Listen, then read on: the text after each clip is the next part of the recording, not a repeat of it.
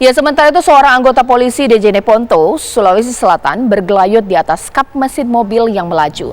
Ia berusaha menghentikan laju mobil yang sebelumnya ditarik paksa oleh penagih hutang. Di perempatan lampu merah Patung Kuda, Bontosunggu, Ibda Uji Muhni bergelayut di atas kap mesin depan mobil merah yang sedang melaju. Kanit Tipikor Polres Jeneponto itu berusaha menghentikan laju mobil yang diduga dirampas oleh penagih hutang. Namun pengemudi ini tampak tancap gas sehingga mengakibatkan sang polisi terjatuh. Ia mengalami pendarahan di kepala dan luka robek dengan 30 jahitan. Paha kanannya pun kram dan juga memar usai terlindas roda mobil saat jatuh. Pihak RSUD Lanto Daeng Pasewang yang merawat sang polisi tersebut menyatakan ia belum dapat berkomunikasi dengan lancar tapi kondisinya berangsur membaik. Sementara itu tim Buser Polres Jeneponto menangkap pengemudi mobil sedan yang sempat berusaha melarikan diri. Polisi juga menyita mobil yang diduga dirampasnya. Pria ini bernama Abdul Rajab, 60 tahun, kini mendekam di sel tahanan Mapolres Jeneponto untuk proses hukum lebih lanjut.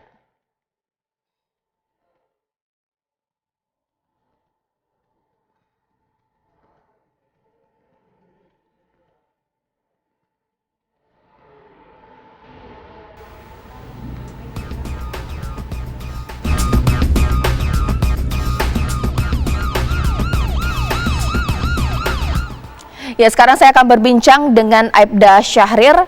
Selamat malam, Pak Syahrir. Malam.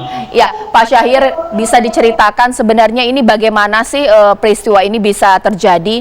Dan kabarnya ini pelaku juga atau pengemudi mobil merah itu juga sudah ditangkap, Pak ya. Kenapa ia tetap tancap gas sehingga ada polisi yang terluka dalam hal ini? Bagaimana, Pak? Ya. Dapat saya jelaskan, Mbak, bahwa berawal dari pelapor, kan ini sebelumnya ada korban pelaporan dugaan penggelapan mobil yang dilaporkan oleh Haji Ewa. Nah, Haji Ewa ini menurut GPRS yang ada bahwasanya satu unit mobil berada di wilayah hukum Polres Jeneponto melaporkan peristiwa tersebut kepada Bapak Ibda Uji Muhni.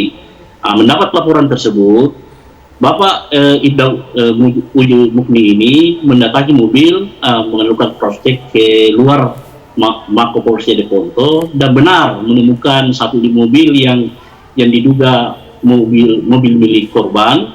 Kemudian berusaha diamankan masuk ke Mako. Namun si pengendara atas nama lelaki Abdul Rajab berusaha melarikan diri dan menabrakkan Bapak Ibda Uji Muhni. Namun Bapak Ibda Uji terlanjur naik ke atas kepala mobil dan terseret sekitar 1 kilometer dan terjatuh. Kemudian mobil itu tetap laju ke arah Kecamatan Kilara, demikian, Mbak. Berarti memang ada unsur kesengajaan ya, Pak ya? Betul, Mbak, ada unsur kesengajaan. Dapat terlihat di CCTV bahwasanya ini Uji Muhni berusaha menghalau laju mobil, namun tetap ini Abdul Rajab ini tancap gas dan membawa si korban sampai sejauh 1 kilometer, demikian, Mbak.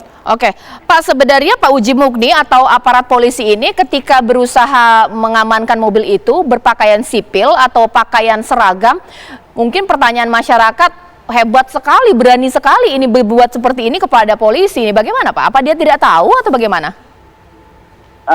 Dapat dilihat dari rekaman CCTV juga bahwasanya ini Bapak Ibda Uji Muhni ini menggunakan seragam khusus yang digunakan oleh Reskrim. Jadi ada logo Reskrim yang dapat dilihat bahwasanya Bapak Ibda Uji Muhni ini adalah seorang anggota kepolisian. Oke.